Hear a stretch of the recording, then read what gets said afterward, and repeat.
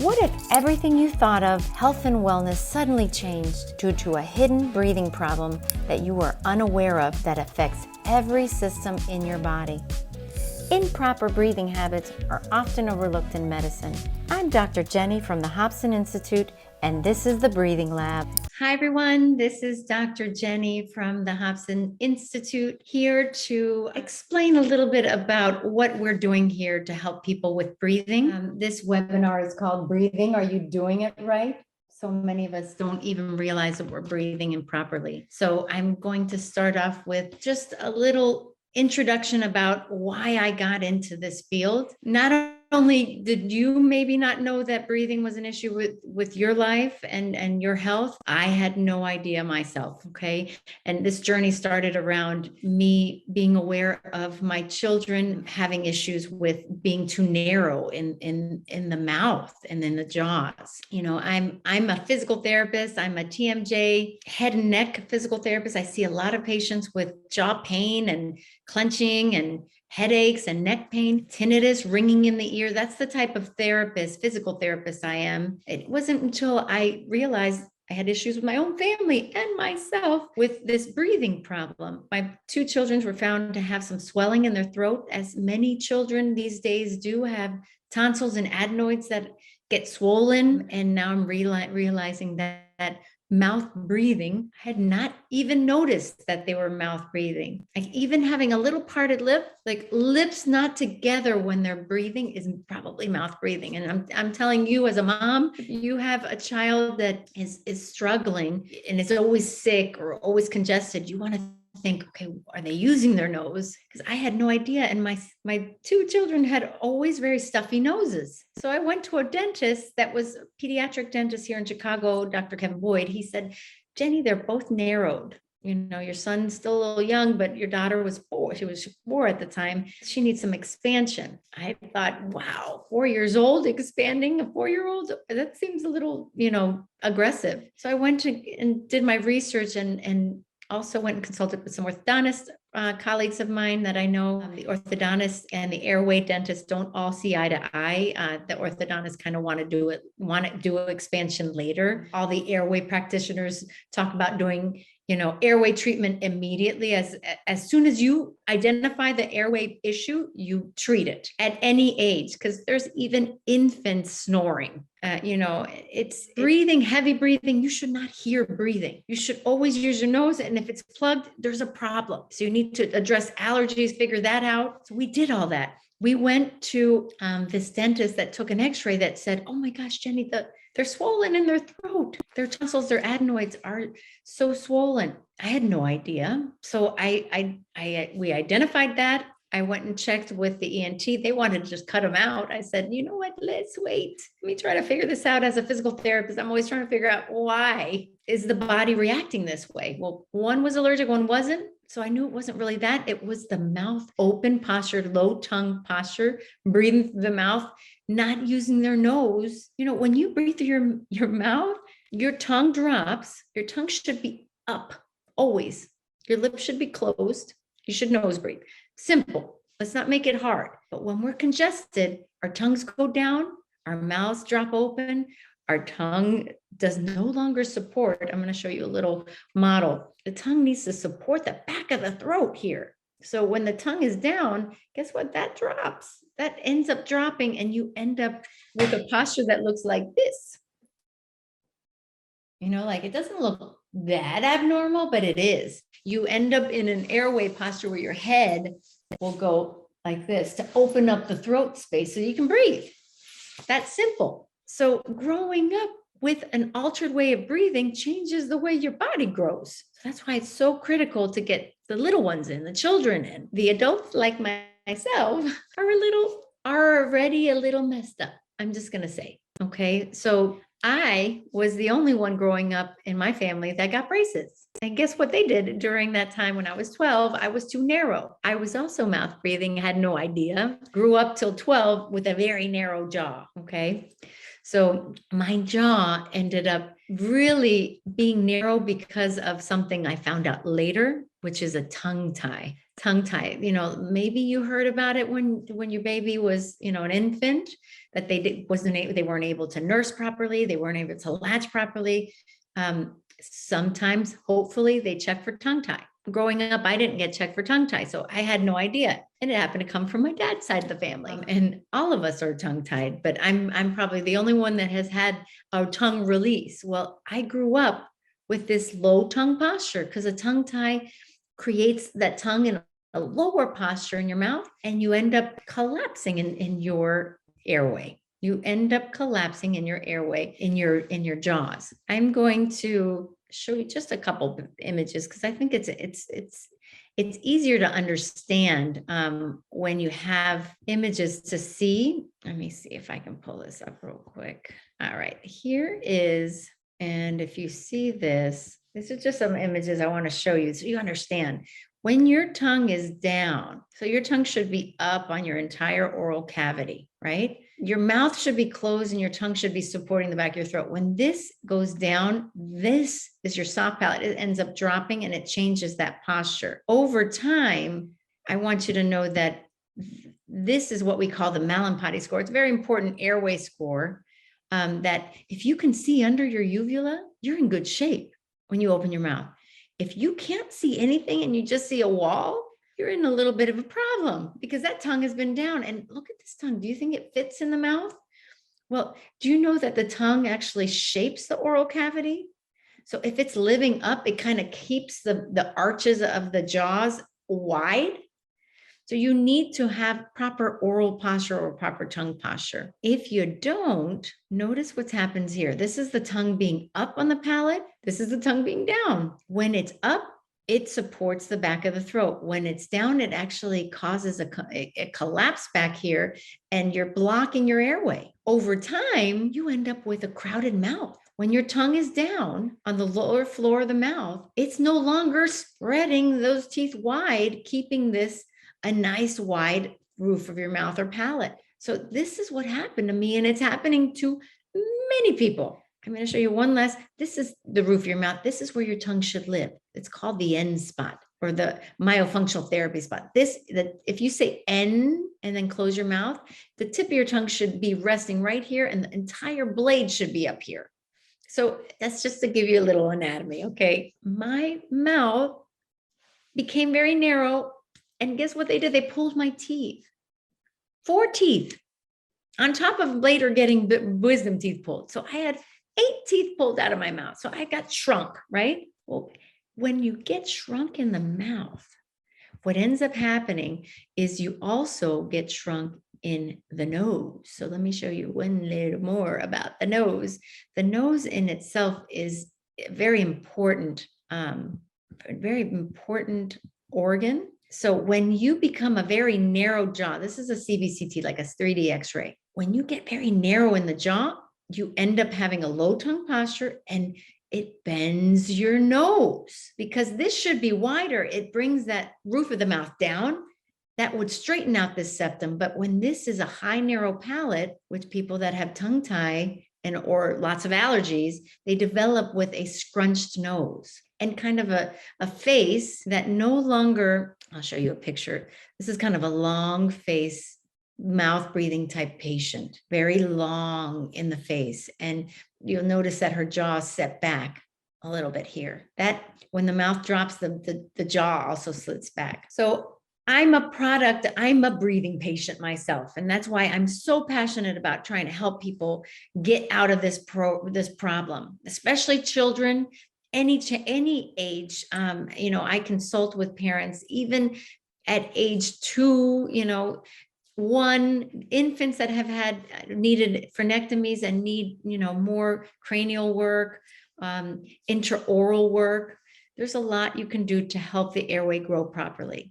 For the sake of what happens when you mouth breathe, you end up causing a kind of an unstable airway. People that mouth breathe tend to start snoring at some point or breathing very heavy. So know that if you don't address it at a young age, that collapse in the back of the throat becomes like later on, you'll end up having snoring issues and eventually sleep apnea. So it is a problem. Some people clench a lot. I want to show you one more thing about clenching. To me, my chronic clenchers, I always have them get this 3D x-ray because they don't realize that they're clenching for an airway posture. So take a look at this. This is actually a patient of mine. She was 45 at the time, been clenching for years, keeps coming back and forth seeing me in Chicago for TMJ type treatment. I finally convinced her to get an airway scan. When the airway scan came back, this was how wide her airway was. She's actually clenching all day to help stint it open. It's like if you clench, try clenching and feeling your throat. It just expands. The throat will kind of tense up, but it will actually create more of a space. This is a better airway. It's nice and wide. You want like the size of a thumb, not a coffee straw. So I want you to know, if you're someone that has poor sleep, has clenching and TMJ symptoms, or you're a mouth breather, this program can help you. If you have anxiety, like later on, after you mouth breathe long enough, and that causes changes in your posture, you're always tense in your upper body, you're breathing through your chest, you're not using your diaphragm, it makes you anxious, it makes you overbreathe. Overbreathing is the concept people don't even realize. What is overbreathing? It just means that you're breathing too much, you're breathing too heavy, you're breathing too often, okay? Mouth breathing brings in 3 times the volume as regular breathing. 3 times. You think your body's going to be affected by breathing too much? Just like when we eat too much, we end up, paying the consequences of eating too much. Well, your stomach gets used to being stretched out, and then it thinks it's normal to be needing that much. Well, breathing is no different. I need you to know that. And it is such a hidden thing. Like I say it's hidden because without a lot of those x-rays, you don't realize you have a compromise here. Without being aware of, oh my God, am I nose breathing or am I mouth breathing? At night or during the day, all the time. So mouth breathing during the day means you're probably going to be mouth breathing at night. Mouth breathing during the day means you're breathing heavy all day. It's going to make you exhausted. So the program I have will help you address your needs depending on what you're interested in, and also how much you can afford. This program I have is basically will cover and try to help as many people in different memberships. So let me just actually I have a question coming in. Could you explain the 3 different membership programs? It's confusing on the website. Absolutely. Let me go to, so here's the Hobson Institute. When you go to programs, you'll see the top part here. Go to programs. We'll start with the youth program. So for the youth, you go to the bottom here. There's 2 different programs, and there's payment plans or a one-time fee. So there's a 3-month program and a 6-month program. The nice thing about this is that the parents will get all the hot topics for the webinars that I do. I do webinars weekly, every month I'm doing webinars several times to educate my students around all the topics that are present in day, around breathing and COVID and myofunctional therapy and how all that affects the body and how to restore proper use of our body. So what you will get is it's either a 3-month program that you're with me once a week, or a 6-month program once a week. You also get the monthly webinars. You're also a part of the Facebook group that I have, that parents will ask questions about their children's doing exercises. Anytime you need something, that's a way to connect. And it's 3 months one-on-one with me. Or 6 months. And the price is just between the 3-month and the 6-month difference. Now for adults, what I have here, there's a self-help program, and basically you're going to get all the courses online, all of the concepts that I teach, and I have it pre-recorded online, and it's self-help. It's up to you. You do it at your own pace, but monthly you can meet with me and ask questions. So it's in a group setting, but you get access to asking questions directly in a Zoom call. This is all through Zoom, and you also are a part of that Facebook group. So you can actively ask questions questions, any questions that you have of the exercises that you're learning, we provide that support. These are all year-long programs because it takes a while to change your breathing. I decided to do this, I will tell you, because I've been doing this for my in-person Chicago-based patients, but I realized that after COVID started and we did everything digitally. Digital, you can actually do a lot with this area through a Zoom call. And the myofunctional therapy piece where I train people's tongues and train their airway to open. And we also train chewing and swallowing. We train breathing through the nose.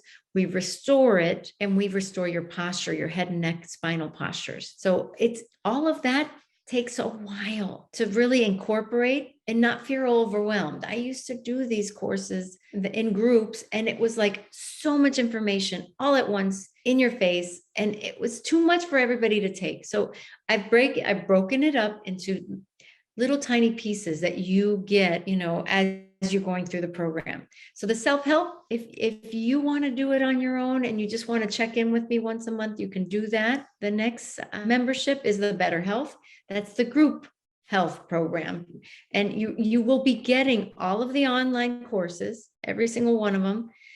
You still get the webinars that I teach, the monthly Q&A webinars where you can come and ask questions, and you get access to that Facebook group. But then the additional part is that you have unlimited small group Zoom classes to reinforce what you've been learning through all the coursework. So you get that group webinar training along with it. So that if you know that you'd like to work on your breathing and you want a little more than the self-help, but you don't want to commit to a one-on-one program, this group, the Better Health program, is a great option for you. So you end up getting to connect with me once a month for Q&As, and then you get the monthly webinars that I provide for groups to train all the concepts. So you get group training. Then I'm going to share one last time.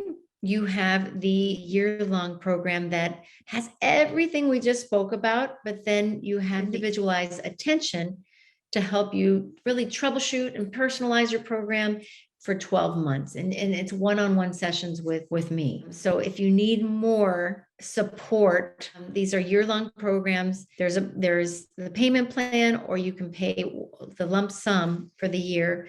But it is something that I think has been needed in healthcare. I've noticed that if you give too much and there's no follow-up, people would take my group classes and there's 4 in a row and they would be left with a lot of material, but then it's hard to incorporate when you're so busy with life and your own work and family. So I've created this possibility of follow-up training, support, and advice around these very important topics around breathing and nasal breathing and airway health. So to me, I'm very passionate about helping people figure this out. When you're really just sick and tired and you don't know what's wrong with you, it may be an airway issue, it may be a breathing issue.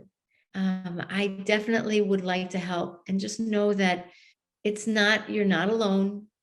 There's so many people in this state of either snoring, sleep apnea, TMJ, anxiety. All those symptoms come from the root cause of breathing, and you can change this. You can change this. It takes effort, but I am here to help you. And if you have any questions, please reach out. You can email me. You can always email at info@hobsoninstitute.com.